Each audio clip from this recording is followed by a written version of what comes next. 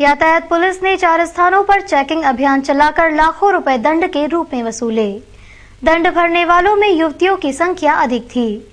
वे police अधिकारियों के सामने मिन्नतें करती रही, लेकिन पुलिस अधिकारियों ने किसी की नहीं सुनी। पुलिस ने यातायात सुधारने के उद्देश्य से सभी वाहन चालकों को निर्देशित किया। सोमवार से हाईकोर्ट, रिगल तिराहा, लैंटन चौराहा और हुकुमचंद घंटाघर को जीरो ट्रायलिस्ट में रखा गया और जो वाहन चालक यातायात नियमों को तोड़ता पाया जाएगा उसे 440 रुपए का भुगतान करना होगा। अपनी पूर्व घोषणा के अनुसार 4 स्थानों पर पॉइंट लगाकर वाहन चालकों की धरपकड़ के लिए यातायात पुलिस के 7 थानों और अतिरिक्त बल लगाया गया। रिगल तिराहे पर जब वाहन चालकों को रोड पर खड़ी पुलिस पकड़कर अधिकारियों के सामने लाई तो वहां का नजारा देखने लायक था। इन पकड़े गए वाहन चालकों में युवतियां थी जो पुलिस अधिकारियों के सामने गिड़गिड़ाती नजर आई, लेकिन डीएसपी यातायात प्रदीप चौहान जरा भी नहीं पसीजे और उन्होंने 440 रुपए का दंड वसूला।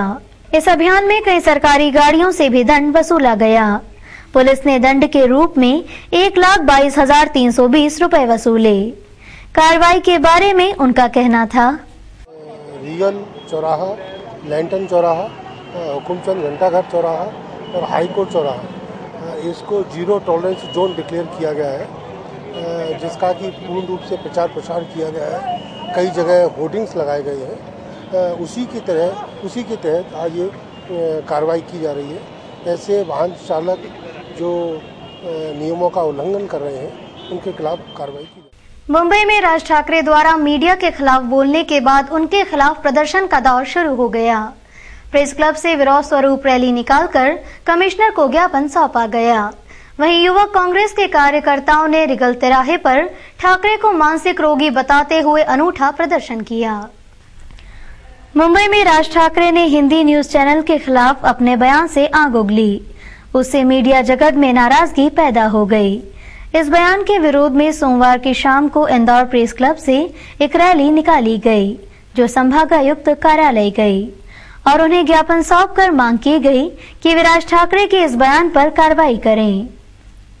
वहीं दूसरी ओर युवक कांग्रेस के अध्यक्ष पिंटू जोशी के नेतृत्व में कार्यकर्ताओं ने इस मामले को लेकर रिगल तिराहे पर अपना विरोध दर्ज किया। एक कार्यकर्ता ने राज ठाकरे का रूप लेकर अजीबोगरीब हरकत करता नजर आ रहा था।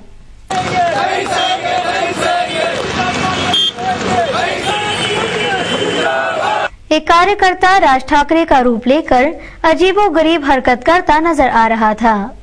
कांग्रेस ने राज ठाकरे को मानसिक रोगी बताया। क्या हो गया तुमको? मैं पागल हो गया हूँ। तुमको कोई समझाए तो तुम क्या करोगे? मैं सब ऐसा ही करूँगा जैसा कर रहा हूँ। तो क्या कारण क्या पागल होने का? पागल से बुद्धि कम है। कहाँ नहीं बुद्धि तुम्हारी? बुद्धि तेल लेने गई। वहीं इस बारे में पिंटू जोशी ने कहा, कर सकता है, निश्चित बात है उसका मानसिक संतुलन ठीक नहीं है, उसे पाल खाने भेजना चाहिए। ऐसे लोगों के ऊपर तो देशद्रोह का मुकदमा लगना चाहिए और उन्हें आजीवन कारावास लगनी चाहिए। राज ठाकरे की राजनीति पूर्ण रूप से वोटों की राजनीति है। ये भूल गए हैं कि मुंबई राज ठाकरे की नहीं, मुंबई करो की नहीं, अभी तो पूरे देश की है और देश की स्वतंत्रता के अनुसार देश के हर नागरिक का अधिकार देश के हर एक कोने पर है और कहीं भी रहने का अधिकार है। तो राज ठाकरे ये जो जहर फैलाने की राजनीति कर रहा है उससे सही तय होता है कि वो पागल हो गए, अपना मानसिक संतुलन खो चुके हैं। शराब पीने के दौरान 2 दोस्तों में ऐसा विवाद हुआ कि एक ने दूसरे दोस्त की चाकू से गोदकर हत्या कर दी। मामला बड़ा गणपति क्षेत्र का है। शिक्षक नगर निवासी विनोद मालवीय शाम को अपने एक दोस्त विकास यादव उर्फ बबलू के साथ कलाली में बैठकर शराब पी रहा था। दोनों दोस्तों में उसी समय विवाद हुआ और ये विवाद इतना बड़ा कि विकास ने विनोद को चाकू से गोद दिया। घायल विनोद जान बचाने के लिए भागा। विनोद के परिजन को जब घटना की जानकारी मिली तो वो विनोद को लेकर जिला अस्पताल पहुंचे, लेकिन तब तक उसकी मौत हो गई। थाना मल्हारगंज अंतर्गत आज शाम को एक विकास उर्फ बबलू बलाई नाम का व्यक्ति और विनोद उर्फ मालवी मदन लाल मालवी नाम का व्यक्ति, ये दोनों जो है कलारी पर इन्होंने शराब पी और शराब पीने के बाद उनके बीच में कुछ आपस में विवाद हुआ है, ऐसी प्राथमिक रूप से जानकारी प्राप्त हुई है। उसके बाद जो है बबलू ने विनोद को चाकू मार दिया। उससे गंभीर रूप से घायल हो गया, जिसको जिला अस्पताल भेजा गया, जहां पर उसकी मृत्यु हो गई। विनोद एक प्रॉपर्टी व्यवसायी के ऑफिस में काम करता था। विनोद के परिजन के अनुसार विनोद सीधा साधा युवक था और उसका किसी से कोई विवाद नहीं था।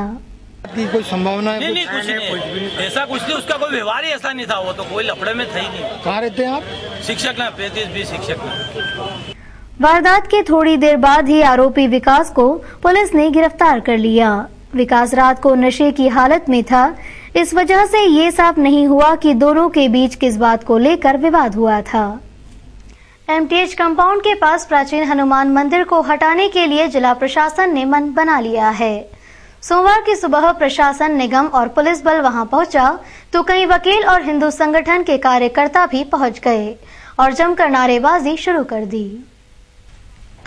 प्रिंस क्लब के पास स्थित निगम द्वारा एक पार्किंग स्थल निर्माणाधीन है। उसे पूरा करने में वहां का प्राचीन हनुमान मंदिर आड़े आ रहा है। सोमवार को कलेक्टर के आदेश के बाद निगम, एसडीएम और पुलिस बल वहां पहुंचा, लेकिन मंदिर प्रबंधन और हिंदू संगठन के लोगों ने वहां एकत्रित होकर नारेबाजी करने लगे। लेकिन मंदिर प्रबंधन और हिंदू संगठन के लोग वहां एकत्रित होकर नारेबाजी करने लगे और मंदिर हटाने का विरोध करने लगे। इस बारे में एसडीएम का कहना था कि लंबे समय से पार्किंग का मामला अधर में है। मैं मौके का मुआयना करने यहां आया, साथ ही मंदिर प्रबंधन से चर्चा कर कोई ठोस कदम उठाया जाएगा। ज्वाइंट मीटिंग होगी, उसके बाद में निर्णय लिया जाएगा कलेक्टर महोदय। क्या आपके नॉलेज में ये है कि इसके पहले यहाँ पर महापौर स्वयं भी इन लोगों से चर्चा कर चुके हैं और उसमें क्या डिसीजन उस समय हुआ था, क्योंकि उस समय भी बड़ी विवाद की स्थिति क्रिएट हुई थी। उधर मंदिर प्रबंधन का कहना था कि ये मंदिर काफी प्राचीन है और इसमें लोगों की आस्था जुड़ी हुई है, इसे किसी भी कीमत पर हटने नहीं देंगे। निगम द्वारा पार्किंग के लिए बनाई गई ये बिल्डिंग अवैध है, इसे तोड़ा जाना चाहिए। बजाय घंटी और ये तो मंगलवारी होना ही चाहिए यार, 10 मिनट के लिए होती है, कुछ नहीं है, नॉर्मली बता रहे हैं, ये माहौल दूसरा नहीं है। नॉर्मली बेस में ये चीज है, देखें आप ऐसा करा घंटी। परदेशीपुरा पुलिस ने सोमवार सुबह कुख्यात बदमाश युवराज के घर दबिश दी, लेकिन वो पहले से ही भूमिगत हो गया।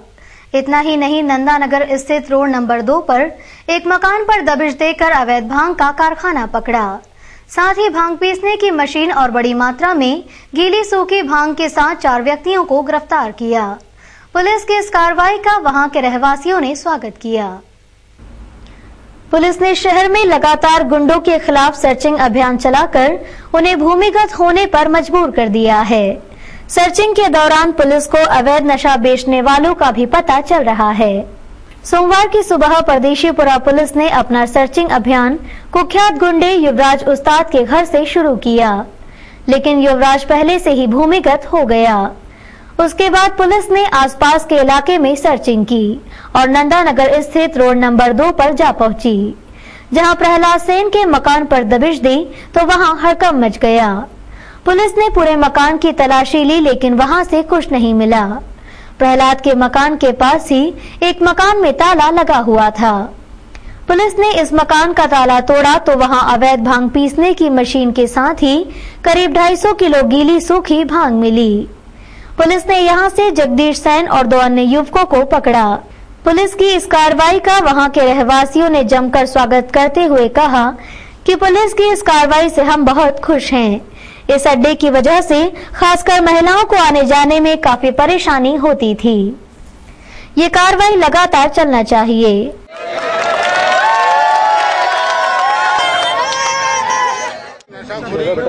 मतलब समझ लो खत्म होने वाला है, और जो ये साहब ने करा है बहुत अच्छा करा है।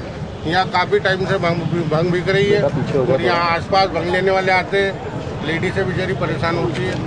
जो करा बहुत बढ़िया करा और आगे करते रहना चाहिए। सर्चिंग का नेतृत्व कर रहे सीएसपी राजेश दंडोतिया ने कहा कि पुलिस द्वारा की गई कार्रवाई का हमें पब्लिक सपोर्ट मिला है। जगदीश और प्रहलाद सेन के खिलाफ एनडीपीएस के तहत कार्रवाई की जाएगी और ये मुहिम लगातार जारी रहेगी।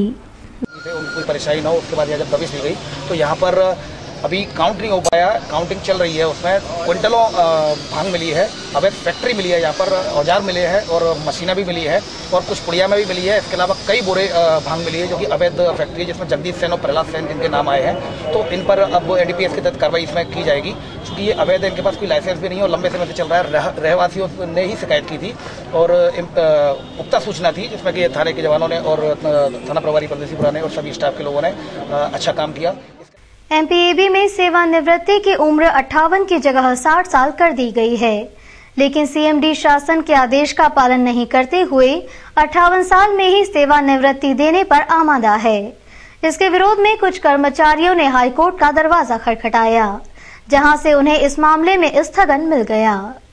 शासन ने विद्युत मंडल के कर्मचारियों की सेवानिवृत्ति 58 की जगह 60 साल ही कर दी, लेकिन मंडल के उच्च अधिकारी इस आदेश का पालन नहीं करते हुए उन्हें 58 साल में ही सेवानिवृत्ति दे रहे हैं। इसके खिलाफ कुछ कर्मचारियों ने हाईकोर्ट का दरवाजा खटखटाया, जहां सोमवार को सुनवाई के दौरान उन्हें स्थगन मिल गया। इस बारे में उनके वकील का कहना था, इनको रिटायर नहीं करे ऐसा इनको स्टे मिल गया है और इसी आशय का स्टे जबलपुर बेंच में भी एक केस में दे रखा है और जो मुख्यमंत्री ने घोषणा करी है कॉमन करने का, इसमें तुरंत जल्दी विचार करना चाहिए ताकि और केसेस न लगे। ये सबके प्रयास रहे। ये कौन कौन सी कंपनियों ने इसे नहीं माना? ऑल 2 कंपनी ने कर दिया, जनरेटिंग ने कर दिया, मध्य क्षेत्र डिस्ट्रीब्यूटर ने कर दिया, 5 कंपनी में स्प्लिट अप हुआ था। क्रिकेट के विवाद में घायल हुए शख्स की इलाज के दौरान मौत हो गई। अधेड़ की मौत के बाद क्षेत्र में तनाव की स्थिति बन गई थी। इस वजह से फोर्स भी तैनात कर दिया गया। रविवार दोपहर मल्हारगंज क्षेत्र में क्रिकेट के विवाद में 2 पड़ोसी मोहम्मद सिद्दीकी और सलमा के परिवार वालों के बीच विवाद हो गया था। विवाद के दौरान दोनों पक्षों के बीच खुलकर हथियारों का प्रयोग हुआ। इस झगड़े में मोहम्मद सिद्दीकी और उनके बेटे यूनुस व इमरान घायल हो गए थे। वहीं दूसरे पक्ष से सलमा, वली और एक अन्य घायल हो गया था। घायलों में सिद्दीकी की हालत गंभीर बनी हुई थी, जिसे गोकुलदास अस्पताल में भर्ती किया गया। शाम को इलाज के दौरान सिद्दीकी की मौत हो गई। आज दोपहर को मल्हार पलटन थाना मल्हारगंज इंदौर में 2 आपस में झगड़े हुए थे 2 गुटों में। इसमें जो गोश मोहम्मद और मोहम्मद सिद्दीकी दोनों अलग अलग गुटे, इनमें झगड़ा हो गया था बच्चों के ऊपर से। इसमें जो सिद्दीकी नाम के जो थे उनने वो ज़्यादा घायल हो गए थे और उनको गोकुलदास अस्पताल ले गए थे, वहाँ उनकी मौत हो गई। बच्चों के ऊपर से प्रथम दृष्टि बच्चों को विवाद आया। नहीं, पड़ोसी नहीं है, थोड़ी दूर। सिद्दीकी की मौत की खबर जैसे ही मल्हार पलटन में फैली, वहां तनाव की स्थिति बन गई। मौके पर पहुंची पुलिस ने स्थिति संभाली और विवाद को टाला। मामले में पुलिस ने हत्या का मामला दर्ज कर लिया है। क्राइम ब्रांच ने पूर्व पार्षद मुन्ना अंसारी पर जानलेवा हमला करने वाले 3 लोगों को गिरफ्तार किया। उनके पास से 22 कारतूस और 3 रिवॉल्वर भी बरामद की। क्राइम ब्रांच के एसपी मनोज राय ने बताया कि मुखबिर की सूचना पर गंभीर अपराध को अंजाम देने की नीयत से घूम रहे बदमाश फिरोज, आरिफ और बिलाल को हिरासत में लेकर उनकी तलाशी लेने पर इनके पास से एक पिस्टल, एक रिवॉल्वर और एक देशी कट्टे के साथ 22 जिंदा कारतूस मिले। आरोपियों ने पूछताछ में स्वीकार किया कि उन्होंने पिछले दिनों रानीपुरा क्षेत्र में पूर्व पार्षद मुन्ना अंसारी पर जानलेवा हमला करने वाले आरोपियों को कारतूस और रिवॉल्वर दी थी। पकड़े गए सभी आरोपी अपराधी प्रवृत्ति के हैं और उन पर कई अपराध दर्ज हैं। पुलिस ने इन्हें गिरफ्तार कर लिया है। पिस्टल और कट्टे 3 हथियार मिले हैं और 22 राउंड इनसे बरामद हुए हैं। पूछताछ में ये सनसनीखेज खुलासा ये हुआ कि कोतवाली क्षेत्र में 1 माह पूर्व एक पूर्व पार्षद मुन्ना अंसारी के साथ जो गोली कांड हुआ था, उसमें भी इन्हीं आरोपियों ने, जो उस घटना के आरोपी थे, उनको हथियार और गोलियां मुहैया कराई थी। तीनों आरोपी पूर्व में भी हत्या के प्रयास और आर्म्स रखने के आरोप में बंद हो चुके हैं। पूछताछ में ये पता चला है कि इन्होंने देवास क्षेत्र में कालापाटा एक इलाका है, वहाँ से ये गोलियाँ और जो आर्म्स हैं वो ले आते हैं। हमारी टीम उन लोगों के भी पीछे लगी हैं और जल्दी ही जो इसकी जड़ रहे हैं जहाँ से ये पूरे हथियार बनाए जा रहे हैं और गोलियाँ आ रही हैं उन पर भी हम कार्रवाई